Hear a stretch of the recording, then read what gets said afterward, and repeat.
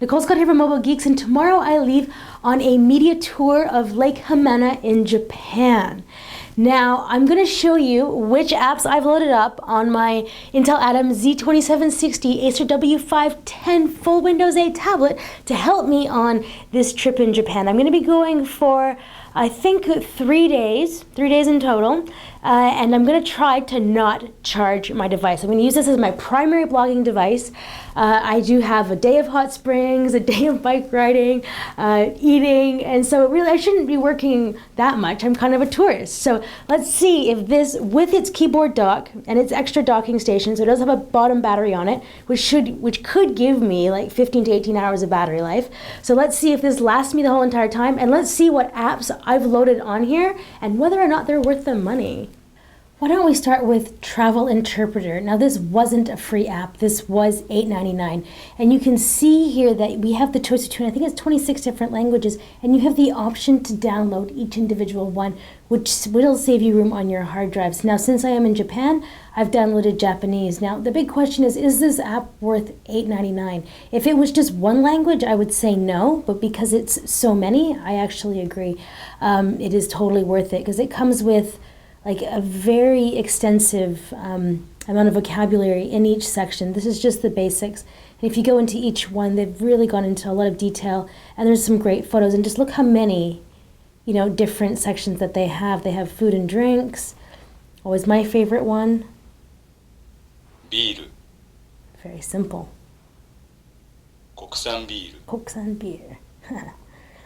Yeah, and so you can see soft drinks as well, and then we have seafood, so there's it's very extensive.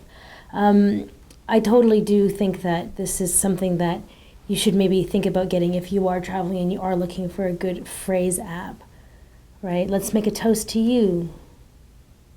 あなたに乾杯しましょう. That's really nice. So they've really taken the time to really make this quite a robust app.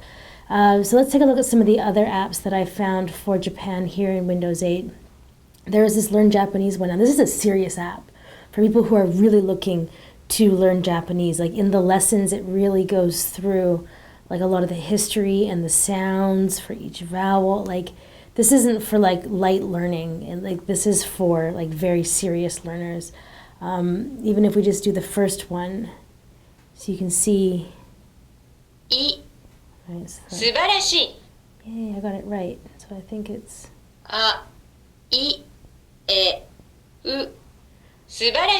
right, so pronunciation is very important. If we go back, you can see that it's free, so I mean you can't really complain too much about it, but it is for serious learners. Now the other ones that I did find I like this Shinto religion one, just because if you are visiting Japan, Shintoism is the major religion, and so it actually gives you a good history and which are the big shrines, and like it just walks you through a lot of the history of Japan, which I thought was really great. So the beliefs as well. It's a great app if you're looking to learn a little bit more about the country. Now for modern pop culture, there's this Manga Z app, which I thought was kind of nice if you are into manga, or if you just like Japanese artwork overall. So if you take a look, there's Dragon Ball Z, that's quite a famous one, sorry. So you can download the series. I don't know, it's pretty interesting if you do like manga. Now what else did I find? There's a Japanese dialogue one here that actually isn't that great because you can't hear them say it. So this one's free, but I would definitely not get this one. The $8.99 Travel Interpreter is a much better option. Now for all of offline maps, I paid $149 for this, and it's an offline map for Bing, and all it does is give you the world. I mean, there's no roads. Well, technically it says there is roads, but I mean, so this is kind of where it's not searchable. Yeah, this is where I'm going, like Hamana. Right, so I mean, just because I knew where it was, I could zoom in on it. But this $149 app,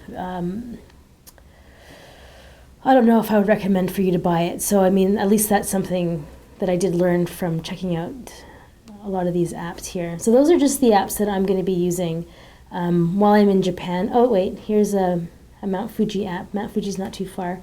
It gives you the weather, there's an overview, and then it goes through some options for restaurants and eating. And obviously photos, which is kind of nice. So those are just the best Japan-friendly apps that I could find on my Windows 8 tablet. I am Nicole Scott for Mobile Geeks. Oh, and if you want to check out, I do have a separate video discussing these two really good Japanese cuisine apps. So I didn't discuss those in this one. You can click here to visit that video. So Nicole Scott for Mobile Geeks.